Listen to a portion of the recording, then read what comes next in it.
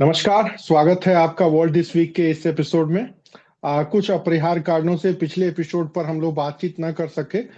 इसका हमें खेद है। आज हम फिर भारत अमेरिका संबंधों में बदलते उतार चढ़ाव के दौर की समीक्षा करेंगे, खासकर डोनाल्ड ट्रंप के 2.0 के आने के बाद से हाल के संबंधों में किस प्रकार बदलाव आए हैं। जैसा कि हम सभी देख रहे हैं, रूस यूक्रेन युद्ध के इस नए बदलते समीकरण से भारत और अमेरिका के संबंध भी निरंतर बदल रहे हैं। खासकर अमेरिका में जो अभी पॉलिसियां लगातार एक महीने से भारत को लेकर के बदल रही हैं, मिलती जुलती कई सारी चुनौतियां भी देखी जा रही हैं। इन्हीं मुद्दों के ऊपर बात करेंगे। एक बार पुनः हमारे साथ वॉशिंगटन डीसी से डायरेक्ट मंजी हमारे साथ हैं। स्वागत है मंजी आपका।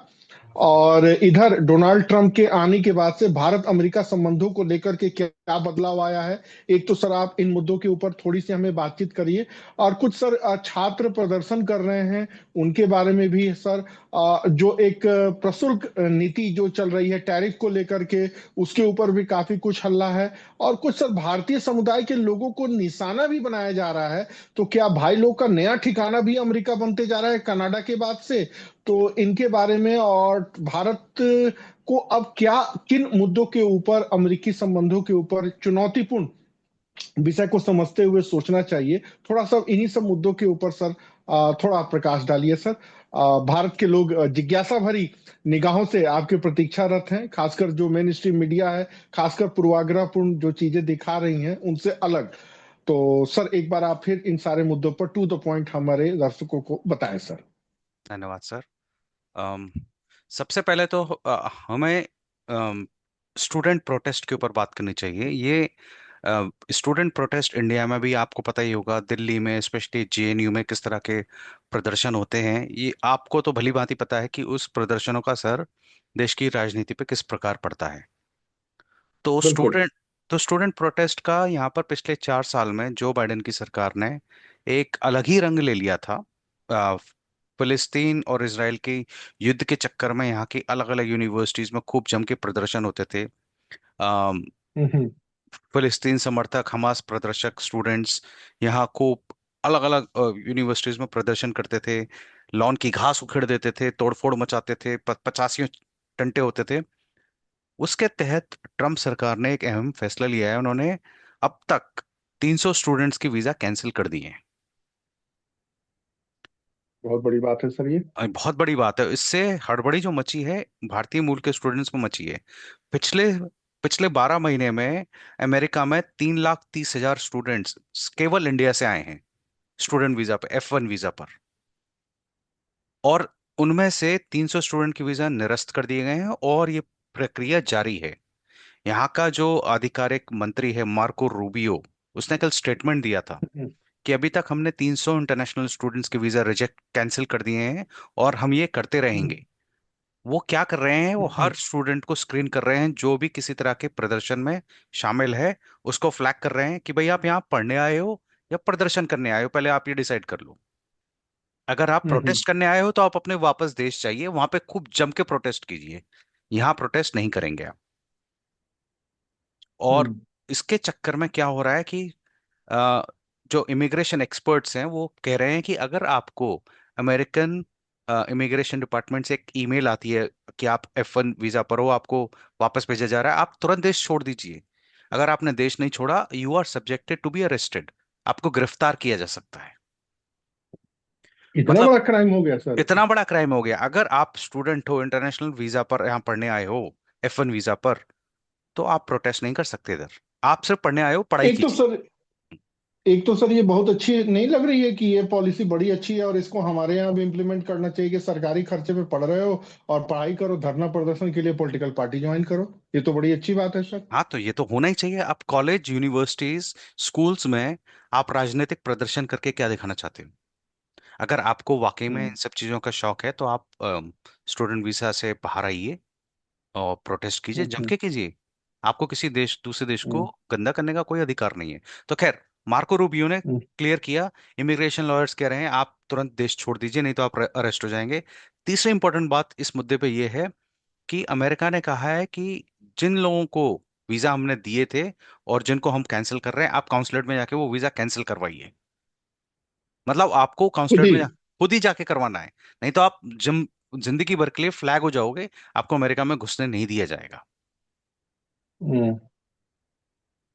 तो आपको मैं ये एक बात है। मजेदार उदाहरण देना चाहता हूँ। यहाँ की एक बहुत फेमस यूनिवर्सिटी है, कोलंबिया यूनिवर्सिटी। हम्म। कई सौ लॉ नोबल लॉरिएट्स उस यूनिवर्सिटी से निकले हैं। इतनी हम्म। प्रेस्टिजियस यूनिवर्सिटी है। वर्ल्ड का माइंडसेट बोला जाता है सर कोलंबिया को। तो आप, कोलंबिया यूनिवर्सिटी ने भी पिछले हफ्ते जो किया है, उन्होंने क्या किया, उसकी सारी फंडिंग ट्रम्प सरकार ने रोक दी। कोलंबिया यूनिवर्सिटी को बोला है, आपको फंडिंग हम तब तक नहीं देंगे जब तक आप अपने कैंपस में होने वाले ये सारे प्रोटेस्ट, प्रदर्शन गतिविधियों पर रोक नहीं लगाते। हम्म। पहले तो उन्होंने, यूनिवर्सिटी ने मना कर दिया, लेकिन जब उसकी फंडिंग रोकी गई तो उन्होंने नया सर्कुलर जारी किया। अपने स्टूडेंट्स को बोला कि कॉलेज कैंपस में किसी भी तरह की गतिविधि नहीं होनी चाहिए। उन्होंने अपना सारा करिकुलम चेंज कर दिया है। ये सारे लेफ्टिस्ट एजेंडा वाले पाठ्यक्रम बदले हैं। उसकी फंडिंग फिर चालू की गई। इसके चक्कर में कोलंबिया यूनिवर्सिटी के स्टूडेंट्स ने प्रदर्शन किया, प्रोटेस्ट किया। उन सबको उठा उठा के फ्लैग करके वापस डिपोर्ट करना शुरू कर दिया गया। ये यहाँ गेम चालू है। ये तो बहुत अच्छा है, एक सुखद न्यूज़ है, और हमें इसके ऊपर गहराई से विचार करके भारत में भी माहौल बनाते रहना चाहिए। खासकर कॉलेज और यूनिवर्सिटी में यूनियन बाजी को तो एकदम प्रोहिबिटेड कर देना चाहिए। बिल्कुल। और कहिए, गो अहेड, बोलिए बोलिए। क्योंकि सर अभी सर एक भारतीय छात्रा का जो वीजा कैंसिल हुआ, यहाँ के मीडिया ने ये दिखाया कि ट्रम्प सरकार भेदभावपूर्ण अपनाते हुए भारतीयों के साथ दोहरा व्यवहार करी है। लेकिन अब पता लग रहा है कि उन्होंने ये पॉलिसी क्यों अपनाई, और हमें इसका सपोर्ट करना चाहिए। बिल्कुल सर, मेरा तो साफ साफ मानना है, यहाँ पर जो बच्चे पढ़ने आते हैं उनकी फी स्ट्रक्चर देखिए। पौने पौन करोड़ का खर्चा मिनिमम है। 50 लाख से लेके 75 लाख तक का खर्चा लेके बच्चे यहाँ पढ़ने आते हैं। कौन माँ बाप ऐसा होगा जो इतने बड़े इन्वेस्टमेंट के साथ चाहेगा कि उसका बच्चा अमेरिका जाके पढ़ाई ना करे, प्रोटेस्ट करने लगे? अगर आप तो sir mind mind, control correct. Ecosystem जो न करना दे। और सोचिए, अब ऐसे बच्चों जो इतना इन्वेस्टमेंट करके आया, उसको बोला जाए वापस जाओ आप, आपका सारा इन्वेस्टमेंट पानी में गया। क्यों? क्योंकि आपने प्रोटेस्ट किया। किस लिए प्रोटेस्ट किया? एक ऐसे देश के लिए प्रोटेस्ट किया जिसका आपका कोई लेना देना नहीं दूर दूर तक। क्यों कर रहे हैं? क्योंकि आप लेफ्टिस्ट माइंडसेट के हो, आप लिबरल हो। आप चाहते हो कि दुनिया में अत्याचार ना हो, ये ना हो, वो ना हो। अरे भाई, ये सब करना है तो आप राजनीति में कूदिए। विद्यार्थी बन के ये सब नहीं हासिल कर सकते आप। तो सर इसमें कुछ भारतीय मूल के विद्यार्थी भी सक्रिय हैं? बिल्कुल है। एक स्टूडेंट का तो इंडिया मीडिया में बड़ा ही नाम उछला है, रंजनी हम्म। श्रीनिवासन, जिसने हम्म। खुद को डिपोर्ट कर लिया। वो फ्लैग हुई, वो तुरंत छोड़ के चली गई देश। तो इस हम्म। तरह के भी कई इंडियन स्टूडेंट्स भी हैं। अच्छी बात यह है, आउट ऑफ दिस 300 जिनको उन्होंने अभी तक फ्लैग किया है, आई डोंट थिंक सो उसमें से 10 स्टूडेंट्स भी इंडियन होंगे। बाकी 290 मिडिल ईस्टर्न स्टूडेंट्स हैं, हम्म। जो प्रो हमास ये हैं। तो और हाँ, ये तो एक अच्छी बात हुई। अब सर थोड़ा सा एलन मॉस के बारे में, उनकी चर्चाएं थमने का नाम नहीं ले रही हैं। खासकर वो जो टैरिफ को लेकर के है, और ट्रम्प जी खलनायक के रूप में एक बार फिर आ रहे हैं, धमकाने के मूड में, कहीं कुछ तो कहीं कुछ। तो थोड़ा सा भारत अमेरिका के बीच में टैरिफ को लेकर के अभी क्या चल रहा है, सर इसके बारे में कुछ बताइए। टैरिफ के बारे में इम्पोर्टेंट फैक्टर जो हमें ध्यान में रखना होगा कि इसने 2 अप्रैल से, जो कि अगला मंगलवार है, परसों ही है, 3 दिन मतलब 2 दिन बाद है, ऑटो टैरिफ पे उसने कहा है कि जो भी गाड़ी अमेरिका में नहीं बनी है, जो भी वाहन अमेरिका में नहीं बना है, उस पे हम्म। 25% टैरिफ लगेगा। ओके। तो इसका मतलब ये हुआ कि कोई भी पार्ट, गाड़ी का, ऑटो का पार्ट जो भी बाहर से आ रहा है, उस पे 25% टैरिफ लगेगा। तो यहाँ पर मिनिमम $5,000 तो औसतन कोई भी गाड़ी की कॉस्ट पड़ जाएगी। जैसे जापानी कार हो गई या कोरियन कार हो गई, ये सारी कंपनियों की जो कार्स की जो कॉस्ट है बढ़ती जाएगी। इंडिया कार तो डायरेक्टली नहीं बेचता अमेरिका, लेकिन इंडिया ऑटो पार्ट्स हम्म। बहुत बेचता है। हम ओके। हम यहाँ के ऑटो पार्ट सप्लायर बहुत बड़े हैं, तो उन पे अगर टैरिफ बढ़ रहा है, जो कि बढ़ेगा 2 अप्रैल से, हम्म। तो वो हम्म। टैरिफ, उस टैरिफ का असर ये होगा कि डिमांड कम होगी, क्योंकि सब अब अमेरिका में पार्ट्स की तरफ भागेंगे। तो हम्म। ये चीज इंडिया के लिए एक चिंता करने वाली विषय का टॉपिक है, क्योंकि इंडिया ने तो अपने टैरिफ कम कर दिए। हम्म। इंडिया ने तो प्रत्युत्तर में कहा कि ठीक है, हम अपने टैरिफ कम कर रहे हैं यूएस मेड प्रोडक्ट्स के ऊपर। लेकिन ऑटो टैरिफ पे हम्म। मिस्टर ट्रम्प की साफ साफ है कि हम 25% टैरिफ लगाएंगे। और इसका असर मार्केट पे दिख रहा है। मार्केट यहाँ टूटा है खूब, हम्म। काफी शेयर बाजार में काफी हलचल मची रही है। टेस्ला हम्म। का स्टॉक तो खैर टूट ही रहा है, दिन दिन ब दिन बद से बदतर होता गया है। वो अलग मुद्दा है, उसमें हम कभी हम्म। फिर बात करेंगे। लेकिन ऑटो टैरिफ में ये है कि अगले हफ्ते से यहाँ पर और आर्थिक गतिविधियां और गरमाने की संभावना है। वर्ल्ड की सिनेरियो में एक नया से मुद्दा उभर करके आ रहा है कि वर्ल्ड धीरे धीरे टैरिफ वॉर की तरफ जा रहा है, और कनाडा ने तो आंखें भी दिखा दी हैं, और कई सारे यूरोपियन यूनियन के देश भी लगातार ट्रम्प को आंखें दिखा रहे हैं। तो सर, भारत के सामने भी एक धर्म संकट आ रहा है कि एक तरफ आप हमें टैरिफ को कम करने के लिए धमका रहे हो, और दूसरी तरफ हमारे ऊपर ही टैरिफ ज्यादा लगा रहे हो। तो एक ये नया संकट है, अब देखना है कि जयशंकर अंकल इस चीज को कैसे हैंडल करते हैं। हाँ कुछ बिल्कुल। अन्य और मुद्दे सर, कुछ अन्य और मुद्दे हैं जो भारत और अमेरिका के संबंधों को प्रभावित कर रहे हैं सर हाल के दिनों में। बिल्कुल, एक बड़ा इम्पोर्टेंट, इनफैक्ट दो इम्पोर्टेंट टॉपिक हैं जो हाल के पिछले पखवाड़े में हुआ है। पहला तो हम बात करेंगे ग्रीन कार्ड की। ग्रीन हम्म। कार्ड अमेरिका की एक परमानेंट रेजिडेंसी कार्ड होता है जो यहाँ पर आपको अ, रहने की आज़ादी देता है। और आप नागरिक के तौर पे सारे काम कर सकते हैं, सिर्फ वोट नहीं डाल सकते। तो उस ग्रीन कार्ड को वापस छीनने की प्रक्रिया यहाँ चालू हो चुकी है। हम्म। कई मिडिल ईस्टर्न स्टूडेंट्स के उन्होंने ग्रीन कार्ड छीन लिए, जिन्होंने यहाँ आकर अमेरिकन लड़कियों से विवाह किए और ग्रीन कार्ड पाए थे, उनको छीन कर वापस भेज दिया गया है। वो प्रक्रिया जारी है। लेकिन हम्म। इंडिया के लिए ये एक चिंता करने वाला मुद्दा है। मुद्दा ये है कि यहाँ काफी सीनियर सिटीजन्स ऐसे हैं इंडिया के जिनके पास ग्रीन कार्ड है। भारतीय मूल के हम्म। लोग जो अपने यहाँ परमानेंट है, सिटीजन बन जाते हैं, वो अपने बुजुर्ग माँ बाप के ग्रीन हम्म। कार्ड लगा देते हैं। या फिर कई लोग जो यहाँ 70-80 के दशक से रह रहे हैं, वो रिटायर हो चुके हैं, उनके पास ग्रीन कार्ड है। तो ऐसे सीनियर सिटीजन इंडिया खूब आते जाते हैं। मेरी जान पहचान के भी हम्म। लोग 6-6 महीने इंडिया में रहते हैं, शादी फंक्शन वगैरह सब करते हैं, 6 महीने यूएसए में आ जाते हैं। अब कानून अमेरिका का ये कहता है कि हर ग्रीन कार्ड धारी को कम से कम हम्म। 6 महीने यूएसए में रहना है। हम्म। मतलब साल में अगर आप 5 महीने यूएसए में रहे और 7 महीने बाहर रहे, तो आपका ग्रीन कार्ड कानूनन छीना जा सकता है। हम्म। हम्म। ये कानून पिछले 50 साल से है। हम्म। लेकिन इस कानून का पालन कोई नहीं कर रहा था। कोई चेक ही नहीं कर रहा था कि आप कितने साल अमेरिका में रह रहे हो, कितने साल वहां रह रहे हो। लेकिन जब से मिस्टर ट्रम्प वापस सत्ता में आए, ये चीज चेक होनी चालू हो चुकी है। और उसका सबसे ज्यादा इम्पैक्ट पड़ रहा है इंडियन सीनियर सिटीजन्स पर।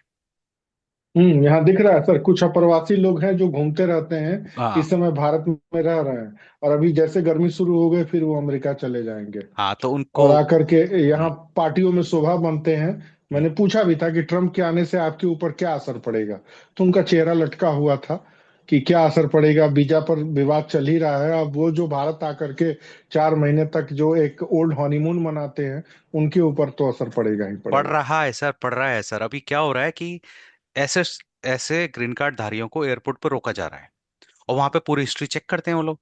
वो चेक करते हैं, अगर 6 महीने हम्म। से अगर आप एक दिन भी बाहर रहे हो, हम्म। तो एयरपोर्ट पे आपको वापस भेज देंगे कि अब आपका ग्रीन कार्ड हम छीन रहे हैं, अब आप वापस जाइए। जबरदस्ती फॉर्म पे साइन हम्म। करवा रहे हैं। कहते हैं हम आपको अमेरिका में घुसने ही नहीं देंगे क्योंकि आपने कानून तोड़ दिया। कानून क्या तोड़ा? 6 महीने से ऊपर अगर आपने एक दिन भी ऊपर किया है, तो कायदे से आपका ग्रीन कार्ड छीना जा सकता है। यहाँ असंख्य केस ऐसे होने चालू हो चुके हैं।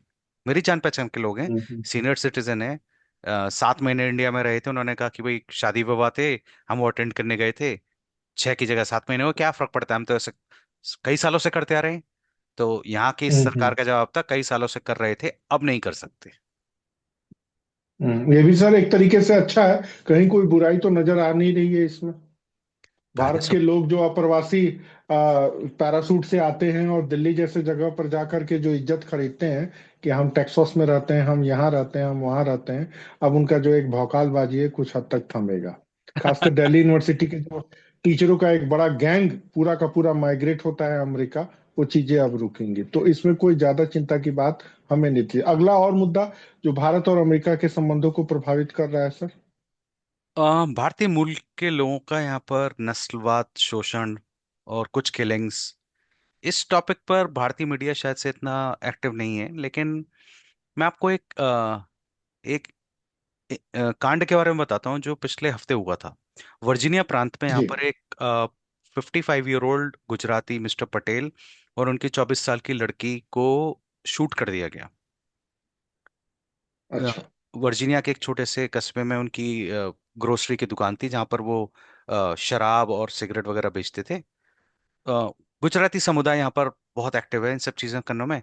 और यहाँ के ग्रोसरी स्टोर में सर शराब बेचना एक बड़ा प्रॉफिट का मार्जिन है, क्योंकि शराब बेचने पे काफी अच्छा मार्जिन मिलता है। तो यहाँ पर आप देखेंगे तो यहाँ के ग्रोसरी स्टोर में, गैस स्टेशन में बियर और हार्ड ड्रिंक्स वगैरह खूब बिकती है। और बेचते भी हैं लोग, हम्म। क्योंकि वो ही बिक्री होती है अधिक और उसमें प्रॉफिट ऑफ मार्जिन बहुत है। तो हम्म। अधिकतर यहाँ गैस स्टेशन आप जाइए, छोटे छोटे गांव में इंडियंस के हैं, गुजराती लोगों के हैं, पंजाबी लोगों के हैं। तो मिस्टर पटेल जो 55 साल के थे, वो 24 ईयर ओल्ड उनकी वाइफ, उनकी बेटी थी, उसको शूट कर दिया। मिस्टर पटेल तो ऑन द स्पॉट खत्म हो गए, और उनकी बेटी 2 दिन हॉस्पिटल में आईसीयू में अपनी मौत से लड़ती रही, और उसके बाद शी ऑल्सो पास्ड अवे, वो भी खत्म हो गई। कारण क्या था कि एक आदमी ने उनको जाके बोला कि कल आपने अपना स्टोर क्यों बंद रखा था, मुझे शराब खरीदनी थी। और उसने हम्म। पिस्तौल निकाल के दोनों को शूट कर दिया। अब कहने की बात यह है, यहाँ की मीडिया में तो ये रिपोर्टर आए कि ये एक रेगुलर क्राइम था, कि एक हम्म। शराबी आदमी, कल शराब नहीं मिली, उसने गुस्से में आकर शूट कर दिया। लेकिन ये एक, इसका दूसरा पहलू ये भी है कि ऐसे स्टोर्स में अधिकतर मालिक इंडियन मूल के लोग ही हैं, तो लोगों में वो गुस्सा भी है। हम्म। वो इस गुस्सा तरह साल, की किलिंग और भी हुई है सर? हाँ पिछले साल भी हुई थी। पिछले साल भी हुई थी एक नॉर्थ क्या? कैरोलिना के एक छोटे जगह में, जहाँ वो सिगरेट बेचता था मैनांग पटेल, 36 साल का आदमी, बताओ। उसकी 6 साल की बेटी हम्म। थी और वाइफ प्रेग्नेंट है, उसको शूट कर दिया। क्यों? क्योंकि उसने अपने स्टोर में एक नशेड़ी गंजेड़ी को सिगरेट बेचने से मना कर दिया, शूट कर दिया उसको। तो हम्म। ऐसे हम्म। ऐसे इंडियन मूल के लोगों का कत्ल खूब है इधर। कुछ ना कुछ हम देखते ही रहते हैं, यहाँ पर होता रहता है। और वो शूटिंग आप किसी, हम्म। ये नहीं देखेंगे कि ऐसी शूटिंग में ग्रोसरी स्टोर के मालिक जो अमेरिकन हो या अफ्रीकन अमेरिकन हो उसको शूट कर दिया है, नहीं। इंडियन लोगों की वो किलिंग भारतीय बहुत। मूल के लोगों को निशाना बनाया जा रहा है। हाँ, निशाना इसलिए भी बनाया जा रहा है क्योंकि हम थोड़े स्वभाव से दब्बू भी होते हैं।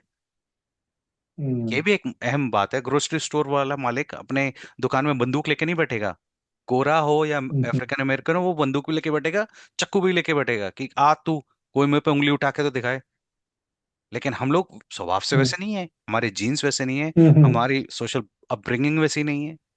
तो हम्म। ये एक चिंताजनक विषय है जो, और इस चीज का समाधान ना भारतीय सरकार कर सकती है, ना अमेरिकन सरकार कर सकती है। ये तो हमें खुद अपने तरीके बदलने होंगे कि हम कितने अटैकिंग बन सकते हैं, जिससे हम अपनी रक्षा खुद कर सकें। ये चीज हमें खुद बिल्कुल। ये चीज हमें खुद हम्म। देखनी पड़ेगी। कुछ कुछ अन्य और मुद्दे, खासकर जो सर कहा जा रहा है पुतिन आने वाले हैं, और जिस तरह रूस और यूक्रेन के युद्ध के मुद्दे के बाद जो दो स्वाभाविक शत्रु रशिया और अमेरिका एक हो रहे हैं, और एक एक नया त्रिकोण बन रहा है कि रशिया, अमेरिका और चाइना अगर एक हो गए तो उसका खामियाजा भारत जैसे देश को भुगतना पड़ सकता है, क्योंकि अमेरिका की निगाह पनामा नहर पे है, ग्रीनलैंड पे है, रशिया पूरा यूक्रेन और ईस्ट यूरोप को नजरों से ग- देख रहा है, चाइना की निगाह ताइवान के ऊपर है, फिर उसके बाद अफ्रीका, क्या नाम है, अरुणाचल के बॉर्डर पर है। तो क्या सर ऐसा नहीं लग रहा है कि भारत के सामने एक नई चुनौती सामने आ रही है कि ये तीन वर्ल्ड के एक जो सुप्रीम पावर है, लगभग वर्ल्ड के मुद्दों के ऊपर कुछ समझौतावादी नजरिया अपना रहे हैं? तो एक डर का भी माहौल है भारत की बिल्कुल विदेश नीति के सामने कि शायद संकट में, सबसे ज्यादा संकट में स्थिति से गुजरने वाली है बिल्कुल आने वाले कुछ वर्षों में। बिल्कुल बिल्कुल, ये एक जायज चिंताजनक विषय है। आप ये सोचिए, 2 दिन पहले ही अमेरिका के उपराष्ट्रपति ग्रीनलैंड गए अपने परिवार के साथ। ग्रीनलैंड पे अमेरिका की निगाह है, डेनमार्क से खरीदने की ऑफर मिस्टर ट्रम्प खुलेआम दे चुके हैं। और अब हम्म। वाइस प्रेसिडेंट भी वहां पहुंच गए हैं, वो भी भाषणबाजी कर रहे हैं कि हम तो लेके रहेंगे इसको, हमें अपने सैन्य अड्डे बनाने के लिए ये जगह बिल्कुल परफेक्ट है, और हम प्रोटेक्शन भी हम्म। दे सकते हैं। कनाडा को उन्होंने साइडलाइन कर दिया है। ये भी एक बड़ा ही दिलचस्प पहलू है कि कनाडा जो अमेरिका का सदियों पुराना साथी है, उसको अचानक से उन्होंने हम्म। साइडलाइन कर दिया, कह दिया कि ना हम आपको सैन्य मदद देंगे ना कुछ देंगे, अब अपना खुद अपना देख लीजिए। तो पिछले साल 2 साल पहले सर इसी तरह उसने उन्होंने फ्रांस को भी कर दिया था। करेक्ट। खासकर जो क्वाड के मुद्दे के ऊपर जो ऑस्ट्रेलिया के साथ जो समझौते होने थे, वो फ्रांस जिसने स्टेच्यू ऑफ लिबर्टी को गिफ्ट किया है। लोगों को ये बात नहीं पता, जो अमेरिका का आज इंडिकेटर है, उसी फ्रांस को उन्होंने दरकिनार कर दिया। हाँ, तो इंटरनेशनल पॉलिटिक्स में बहुत कुछ चीजें बदल रही हैं सर। आगे और क्या क्या हो सकता है लगभग? वहां स्टैच्यू की ऑफ मीडिया में किस प्रकार की बातें हो रही है? हाँ, मैं स्टैच्यू ऑफ लिबर्टी पे एक आपको एक दिलचस्प न्यूज़ बताना चाहता हूँ। अ, पिछले 15 दिनों में ये हुआ था। यूएसए और फ्रांस के इंटरनेशनल रिश्ते तो खैर सही नहीं है, और आपने बिल्कुल सही बात बोली, फ्रांस ने ही अमेरिका को स्टैच्यू ऑफ लिबर्टी तोहफे में दिया था 19वीं सदी में। तो हम्म। एक फ्रांस के सांसद हैं, उन्होंने बोला कि भाई हमने दिया था, लेकिन अब अमेरिका जो है फासिस्ट सरकार के कब्जे में है, तो हमें स्टैच्यू ऑफ लिबर्टी वापस चाहिए। ये भी एक ये न्यूज पे कैसे संभव? ये भी एक खबर थी कि हमने आपको दिया था, लेकिन आप तो डेमोक्रेसी की हत्या कर रहे हो, तो हमारा स्टैच्यू ऑफ लिबर्टी हम्म। हमको दे दीजिए वापस। लोगों को मजे लेने के लिए बिल्कुल वैसा ही है कि इंग्लैंड की महारानी अपने मुकुट में से कोहिनूर हीरा निकाल के भारत को दे दें। सांसद हैं, कुछ भी कह सकते हैं, खैर। तो हम्म। इंटरनेशनल एरिना में बदलाव तो चल रहे हैं, लेकिन मैं एक टॉपिक पे वापस जाना चाहूंगा। आपने बड़ा ही इंटरेस्टिंग टॉपिक निकाला था, टैरिफ का। टैरिफ का इसमें हम्म। एक टेस्ला से जुड़े हुए कुछ खबरें हैं जो शायद से भारतीय मीडिया में कवर नहीं हुई हैं। टेस्ला की जैसे? भारत टेस्ला की भारत में आने की तैयारी पूरी हो चुकी है। अब हम्म। टेस्ला के जो टैरिफ हैं कनाडा में बढ़ चुके हैं। हम्म। टैरिफ वॉर में अमेरिका कनाडा ने टैरिफ बढ़ा दिया, तो टेस्ला की कीमत कनाडा में बढ़ गई, और अमेरिका में हम्म। टेस्ला की बिक्री घट रही है। बिक्री घटने के दो तीन कारण हैं। जो लेफ्टिस्ट लोग हैं वो खूब प्रोटेस्ट चलाए हुए हैं कि एलोन मस्क ने देश की बैंड बजा दी है, हम उसकी गाड़ियां नहीं खरीदेंगे। कैलिफोर्निया और कई हम्म। राज्यों में टेस्ला के शोरूम पर अटैक्स हुए हैं, उसकी गाड़ियों को जलाया गया है, खूब हमले हुए हैं, आतंकी हमले। टेस्ला का स्टॉक बिल्कुल जमीन पे आके गिर गया था, $450 से $240 आ गया था। ये सोचिए, हम्म। $210 की गिरावट थी, 50% हम्म। गिरावट। और खूब हमले भी हम्म। हुए हैं। तो यूएसए में टेस्ला की बिक्री कम, कनाडा में गाड़ियां महंगी हो गई अचानक से 25%, और इंडिया में टेस्ला का मार्केट अब ओपन होने को तैयार है। अब आप दो और दो को लगा के देखिए कि ये इक्वेशन क्या बन रहा है। और हम्म। इंडिया हम्म। में टेस्ला पे टैरिफ कम रहेगा, टेस्ला के पास सरप्लस सप्लाई है गाड़ियों की, खूब गाड़ियां हैं बेचने के हम्म। लिए। तो देखना दिलचस्प ये है कि इंडिया में टेस्ला को गर्माहट से लोग खरीदेंगे कि नहीं खरीदेंगे। टैरिफ कम है। तब हो सकता है नए नए अंबानी और नए अडानी बन जाएंगे एलन मस्क। जिस इंडिया तरह अडानी विरोध चल रहा है, उस तरह अडानी साहब तो पहुंच गए हैं झारखंड। तो सारे लेफ्टिस्ट लोगों की नींदें उड़ी हुई हैं कि भाई अब वहां पहुंच गए। तो टेस्ला अब भारत के नए अडानी होने वाले हैं संभवतः, जिस तरह उनका संभवतः। एक नया विरोध भारत में होगा।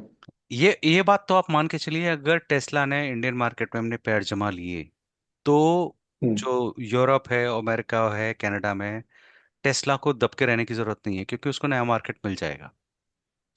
हम्म। तो हम्म। एलॉन मस्क अपनी पॉलिसीज यूएसए में और कनाडा में तो नहीं बदलेगा, एज लॉन्ग एज उसको उसकी जो हम्म। सप्लाई चेन जो है चलती रहे निरंतर।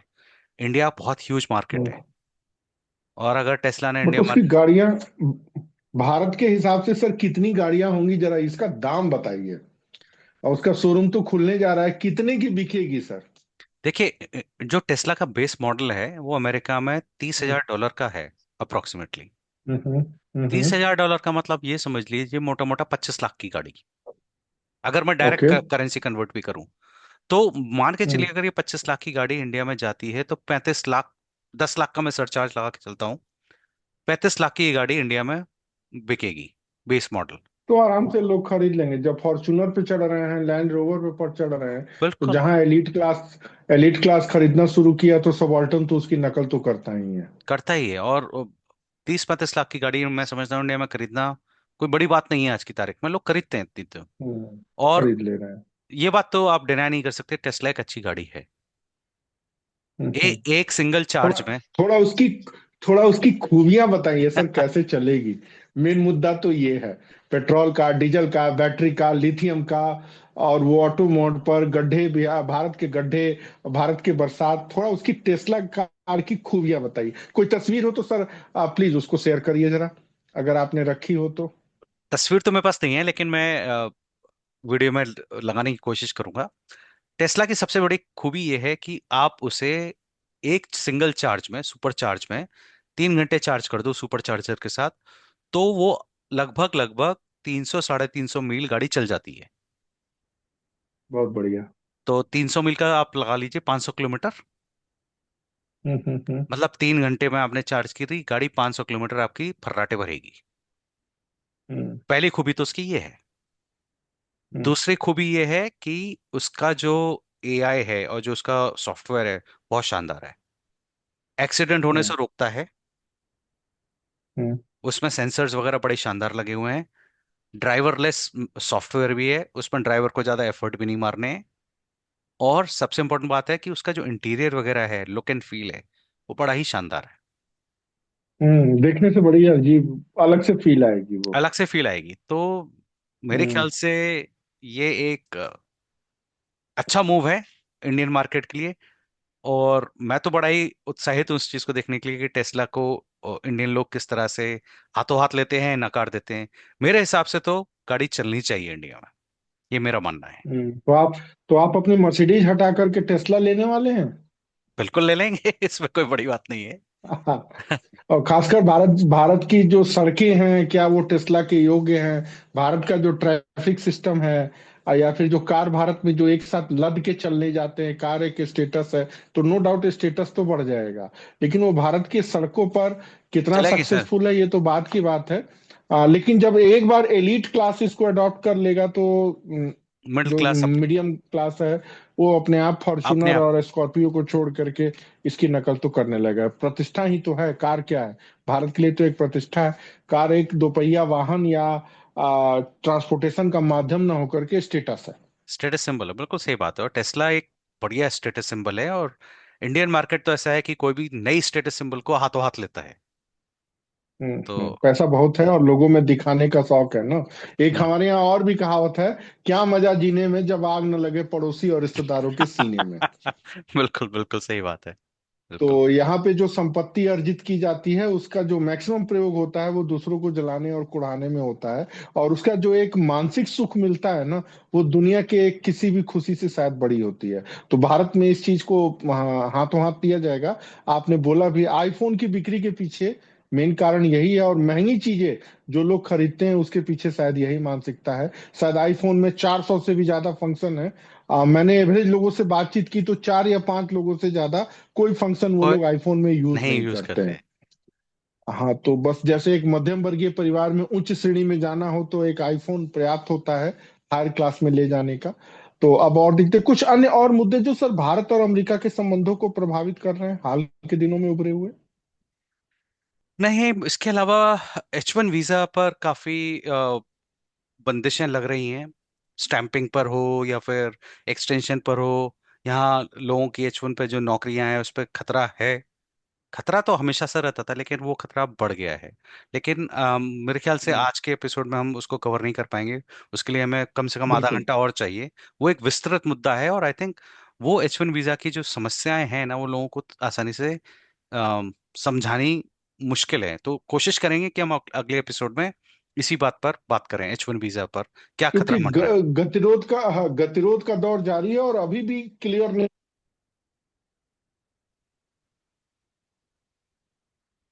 या तो जान ही रहे कि 1920 मुद्दे को सुलझाना, मुद्दे को सुलझाना टू द पॉइंट, स्वच्छ, साफ, और जो जरूरत है उसकी न्यूज तो देते नहीं है।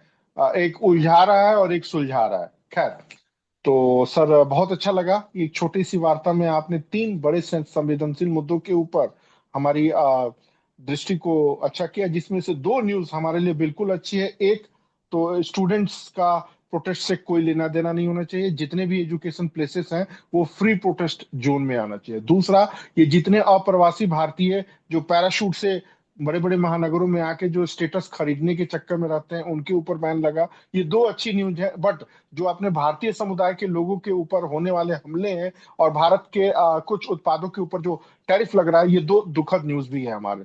तो दो आपने अच्छी न्यूज दी और दो हमारे लिए चुनौतीपूर्ण दुखद न्यूज की श्रेणी में है। फिर भी बहुत अच्छा लगा कि इस छोटे से समय अंतराल में आपने चार बड़े विशेष मुद्दों के ऊपर हमारा नजरिया एकदम क्लियर किया। तो उम्मीद रहेगी कि अगले हम फिर अपने वार्ता में फिर किसी नए नवीनतम संवेदनशील मुद्दों के ऊपर बातचीत करें। अब देखना है कि जयशंकर अंकल इन दो बड़ी चुनौतियों को किस रूप में लेते हैं। बहुत बहुत धन्यवाद आपका धन्यवाद कि सर। आपने हमारा नजरिया क्लियर किया। ठीक है जी दर्शकों, तो एक बार फिर हम विदा लेते हैं और अगले एपिसोड में फिर हम किसी संवेदनशील मुद्दों के ऊपर चर्चा करेंगे। धन्यवाद। धन्यवाद।